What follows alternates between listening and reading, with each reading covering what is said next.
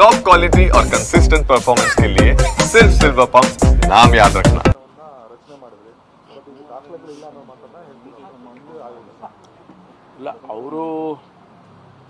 ಅವರಿಗೆ ಸಿಕ್ಕಿರ್ತಕ್ಕಂಥ ಎವಿಡೆನ್ಸಸ್ಗಳು ಇಟ್ಕೊಂಡು ಅವ್ರು ಮಾಡಿರ್ತಾರೆ. ಇನ್ನೂ ಹೆಚ್ಚಿನ ರೀತಿಯಲ್ಲಿ ಅವರು ಇನ್ನೂ ಕಲೆಕ್ಟ್ ಮಾಡ್ಕೋಬೇಕಾಗುತ್ತೆ. ಯಾಕೆಂದರೆ ನಾವು ನಮ್ಮಲ್ಲಿ ಚುನಾವಣೆ ಸಂದರ್ಭದಲ್ಲಿ ಅದನ್ನೇ ಮೇಜರ್ ಆಗಿ ನಾವು ಹೇಳಿದ್ದು.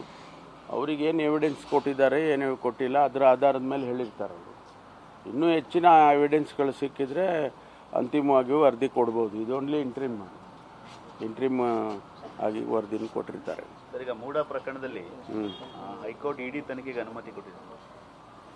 ಅದೇ ನಾನು ಸಾಕ್ಷಿಗಳಿದೆ, ಸರಿಯಾಗಿ ಲೋಕಾಯುಕ್ತ ತನಿಖೆ ಮಾಡಿಲ್ಲ, ಹಾಗಾಗಿ ನಮಗೆ ಅನುಮತಿ ಕೊಡಿ, ಇದು ಈಗಲೇ ಈಗ ಮುಚ್ಚೋಗಬಾರ್ದು ಅನ್ನುವಂಥದ್ದನ್ನು ಮೆನ್ಷನ್ ಮಾಡಿದೆ. ಇಲ್ಲ, ಅಂತಿಮವಾಗಿ ಈಗ ಅವರು ಪರ್ಮಿಷನ್ ಕೊಟ್ಟಿದ್ರೆ ಅವರು ತನಿಖೆ ಮಾಡ್ತಾರೆ. ಕೋರ್ಟ್ ಪರ್ಮಿಷನ್ ಕೊಟ್ಟ ಮೇಲೆ ತನಿಖೆ ಮಾಡಲೇಬೇಕಲ್ಲ, ಮಾಡಲಿ. ಈಗ ಬಿಜೆಪಿ ಅಹೋರಾತ್ರಿ ಹೋರಾಟ ಮಾಡ್ತಿದೆ ಕಾಂಗ್ರೆಸ್ ಸರ್ಕಾರದ ವಿರುದ್ಧ. ನೋಡಿ, ನಿನ್ನೆ ನಾನು ಕೂಡ ಪ್ರತಿಕ್ರಿಯೆ ಮಾಡಿದ್ದೀನಿ.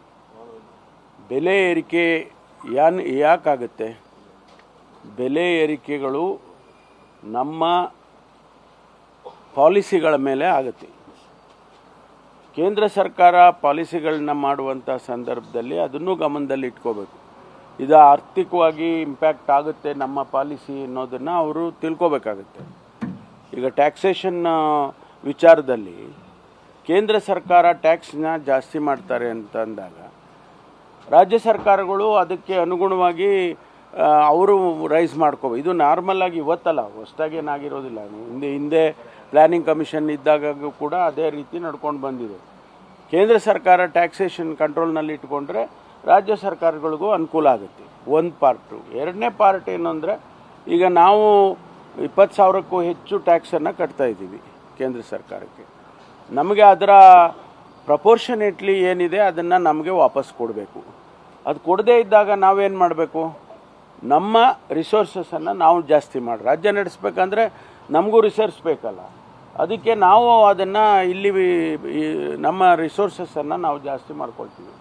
ಆಗ ಸ್ವಾಭಾವಿಕವಾಗಿ ಈಗ ಪೆಟ್ರೋಲ್ಗೆ ಡೀಸೆಲ್ಗೆ 2 ರೂಪಾಯಿ ಜಾಸ್ತಿ ಆಯಿತು, ರಾಜ್ಯ ಸರ್ಕಾರ ಮಾಡಿದೆ.